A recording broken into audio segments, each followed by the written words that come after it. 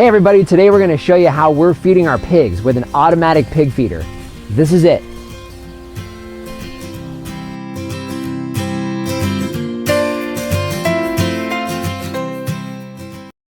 Hi everybody, this is Dwayne with Edge of Nowhere Farm, and we're actually on a really cool September evening.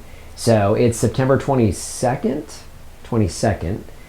in the evening, and we're in the 80s today, so we're really excited.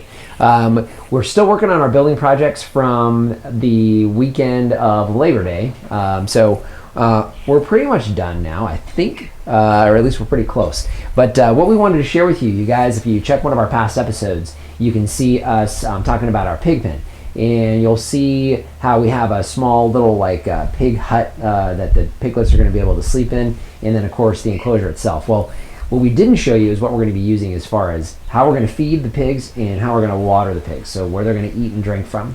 So one of the things we've actually been working on all this week in the evenings after getting off work is our automatic pig feeder. So this is our automatic pig feeder. So we'll kind of go over some of the details of what we made it out of. But again, disclaimer and disclosure, not a professional carpenter at all. So for those of you who are out there trying to figure out whether you should just buy one of these or try to make one yourself, really encourage you to give it a shot and make it yourself. When we were pricing these out, they had some galvanized ones that you could buy. They were 150 to 200 bucks. You can find them on Amazon. Didn't really get very good reviews, honestly.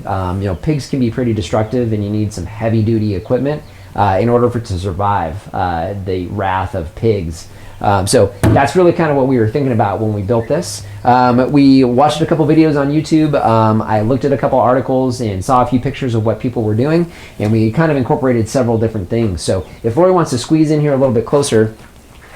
So obviously the most basic function of this is how the pigs actually get to the food. So pigs are rooting pigs, and the types of pigs that we're getting have long noses, and they're going to want to root. So what they do is they take their nose and they kind of dig up. So they dig up roots, and that's why they call it rooting. So what they do is naturally dig up with their nose, or push up with their nose, and then they eat. So that's what they can do with this. They can push up with their nose, they can get into the box itself, which is where we're going to have to feed.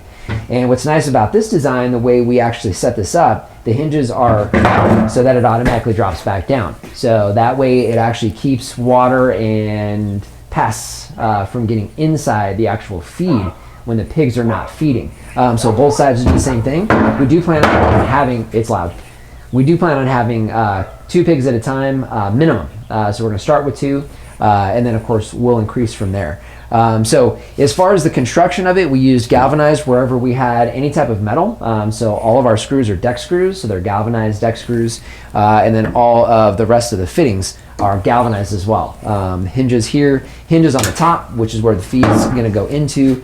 They're all galvanized. Now we did use regular wood. What you're not going to see here is the finishing of this. So we're actually going to paint it with an exterior paint on the outside, so where the pigs are not going to be eating from. But that'll be actually finished with paint. So we've got some white caulking, some silicone type caulking that we're going to use to seal it to make sure water doesn't get inside and ruin the feed. When it does rain, because it rains occasionally here, not very often, but we get it from time to time. So we're going to finish this with that on all the seams, and then with some paint before we get our piglets, hopefully tomorrow. So a little bit more about what we used to make it. We used primarily 2x10s and 2x8s. So every place where you see wood, you're going to see a 2x10 or a 2x8. In this case, it's a 2x10 cut.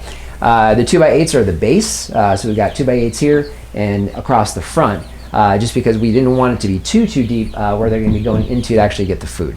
So 2x10s, 2x8s. We use 1x4s to help basically become a joint to, or a connection piece to connect the 2x10s across the front, 2x10s across the back, 2x10s across the top, 2x10s on the base.